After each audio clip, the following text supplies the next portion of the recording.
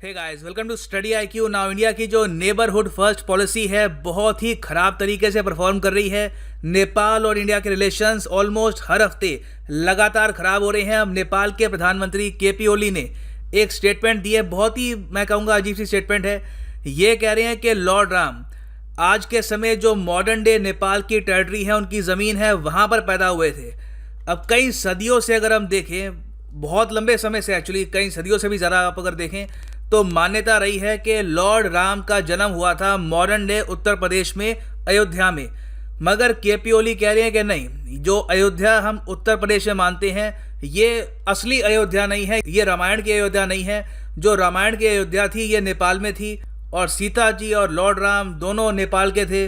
और काफ़ी इन्होंने क्लेम्स किए हैं और ऑब्वियस ही बात है, जो ये क्लेम्स हैं इसका बस एक ही मकसद है कि किसी भी तरीके से इंडिया और नेपाल के रिलेशंस खराब हो और इंडिया इसके रिएक्शन में नेपाल के अगेंस्ट कोई ना कोई एक्शन ले। तो डिस्कस करते हैं नेपाल के पीएम ने कहा क्या है और इनकी जो स्टेटमेंट है उसका असल टारगेट क्या है। बहुत कुछ आपको जानने को मिलेगा, so a lot to know, a lot to discuss as always. But before we begin, Google Play Store पे जाओ एंड डाउनलोड करो स्टडी आईक्यू एजुकेशन ऐप को और यहाँ पे आप परचेज कर सकते हैं हमारा फ्लैगशिप यूपीएससी कोर्स, जिसके लिए ईएमआई ऑप्शन भी अवेलेबल है।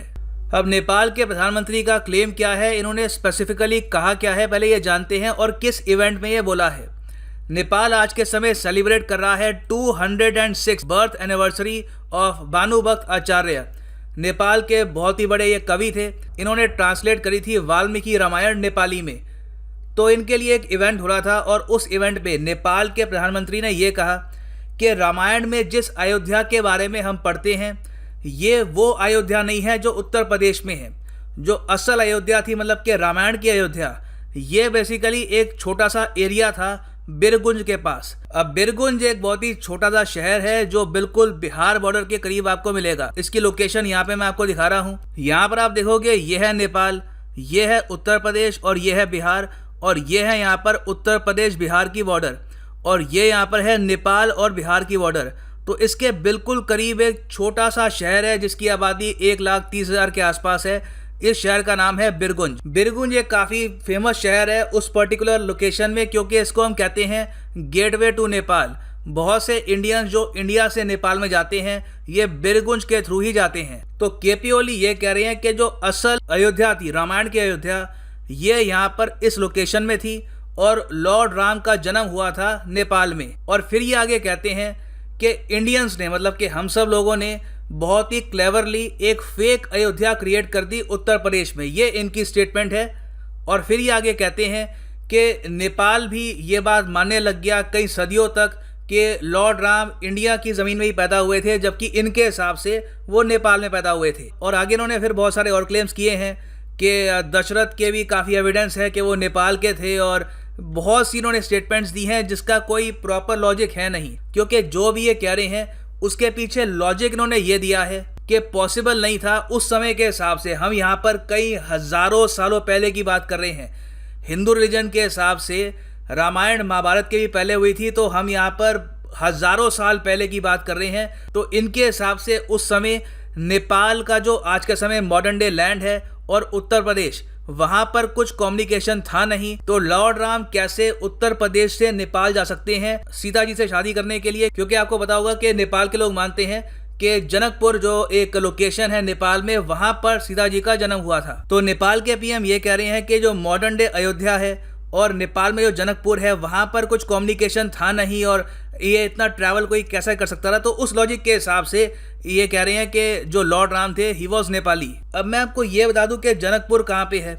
जनकपुर भी बिल्कुल इंडियन बॉर्डर के यहाँ पर करीब है और ये रहा यहाँ पर उत्तर प्रदेश। तो केपी ओली जी का लॉजिक यहाँ पर ये है कि लॉर्ड राम यहाँ से यहाँ पर नहीं गए, मगर पूरी रामायण में हम सब लोग ये मानते हैं, हिंदू धर्म में वेरियस टेक्स्ट में लिखा जा चुका है कि लॉर्ड राम अयोध्या से सीधा श्रीलंका गए थे। तो ये अगेन काफ़ी अजीब सा लॉजिक है कि वो कह रहे हैं कि नेपाल और यहाँ पे कोई कम्युनिकेशन नहीं था, मगर लॉर्ड राम यहाँ से श्रीलंका ज़रूर चले गए थे। तो ऑब्वियसली केपी ओली जो भी कह रहे थे उसके पीछे कोई प्रॉपर रीज़न, कोई हिस्टोरिकल एविडेंस, कोई फैक्ट है नहीं। इनकी जो मेन यहाँ पर इंटेंशन है वो ये है कि इंडियंस और नेपाल के जो लोग हैं उनके रिलेशंस खराब हों और इंडियन गवर्नमेंट कहीं ना कहीं अपना जो सब्र है वो खो दे और नेपाल के अगेंस्ट वो कुछ एक्शन ले ताकि नेपाल चाइना के और जरा करीब हो पाए। और जो इनकी स्टेटमेंट्स हैं प्रिसाइसली प्रधानमंत्री मोदी जी का एक बहुत ही बड़ा जो एक एम्बिशियस प्रोजेक्ट है इसको टारगेट करती है। 2018 में इंडिया के जो प्रधानमंत्री हैं ये गए थे जनकपुर में और इन्होंने वहां पर बस सर्विस शुरू करी थी बिटवीन इंडिया और नेपाल और पीएम मोदी ने 100 करोड़ रुपए का पैकेज भी अनाउंस किया था जनकपुर की डेवलपमेंट के लिए और ये कहा था कि इंडियंस मानते हैं कि जनकपुर सीता जी के लिए बहुत ही इंपॉर्टेंट जगह थी और बहुत सारे रिलीजियस टूरिस्ट हैं जो इंडिया से नेपाल में आते हैं जनकपुर में जो बहुत सारे मंदिर हैं उनके दर्शन करने के लिए। तो इसलिए इस एरिया को हमने पार्ट बना दिया रामायण सर्किट का। रामायण सर्किट आपको पता होगा ऑल ओवर इंडिया हमने 15 लोकेशंस मार्क करी हैं जो कहीं ना कहीं से रामायण से जुड़ी हुई है और वहाँ पर जो भी मंदिर हैं उनकी कनेक्टिविटी हम इम्प्रूव कर रहे हैं ताकि रिलीजियस टूरिज्म हमारे देश में बढ़े। तो केपी ओली की जो स्टेटमेंट है ये प्रिसाइसली ये जो रामायण सर्किट है इसको टारगेट करने के लिए बनी है कि उत्तर प्रदेश और नेपाल का कोई रिलेशन नहीं है और जो ये रामायण सर्किट है इसकी भी कोई सिग्निफिकेंस नहीं है क्योंकि इनके हिसाब से लॉर्ड राम नेपाल में पैदा हुए थे। तो जो भी इनकी स्टेटमेंट है ये काफ़ी हद तक प्रोवोकेटिव है। ये चाहते हैं कि इंडिया की तरफ से रिएक्शन आए। इंडिया ने अब तक जो नीति अपनाई है जो मैं ऑब्जर्व कर पाया हूँ वो ये है कि पेशेंटली बस वेट करो और केपी ओली की जो भी स्टेटमेंट आ रही है अब तक उन्होंने बहुत सी स्टेटमेंट्स दी हैं अगेंस्ट इंडियंस अगेंस्ट इंडिया कि जो चाइना का वायरस है वो कम डेंजरस है, इंडियन कोरोना वायरस ज़्यादा खतरनाक है और इस सब के अलावा भी बहुत सी एंटी इंडिया स्टेटमेंट्स इनकी तरफ से आई है। तो इंडिया ने चूज़ किया है अभी तक कि इनको हम इग्नोर करेंगे और हम फोकस करेंगे पीपल टू पीपल रिलेशंस में क्योंकि नेपाल और इंडिया कल्चर के हिसाब से जुड़े हैं, रिलीजियस बिलीव्स के हिसाब से जुड़े हैं। तो प्रधानमंत्री लीडर्स आते जाते रहेंगे मगर नेपाल और इंडिया के जो हिस्टोरिक रिलेशंस हैं दे विल सर्वाइव। तो इंडिया का भी फोकस यहाँ पर है। अब वक्त बताएगा कि जो हमारी नीति है ये सही है या नहीं है क्योंकि ये भी हो सकता है कि नेपाल में आज के समय एंटी इंडिया सेंटिमेंट इतना स्ट्रांग हो चुका हो कि हमने उसको अभी कैलकुलेट किया नहीं है। तो यहाँ पे मैं जानना चाहूँगा आपका ओपिनियन क्या है कि जो इंडिया की यहाँ पर नीति है कि वेट एंड वॉच और केपी ओली की स्टेटमेंट पर रिएक्ट ना करें और फोकस करें इंडिया नेपाल के रिलेशंस पर, ये ठीक है या कहीं ना कहीं इंडिया को एक्शन लेना चाहिए अगेंस्ट नेपाल? नीचे आप लिख सकते हैं इसके बारे में in the comment section. This is the end of this video. Thanks for listening and as always God bless you all.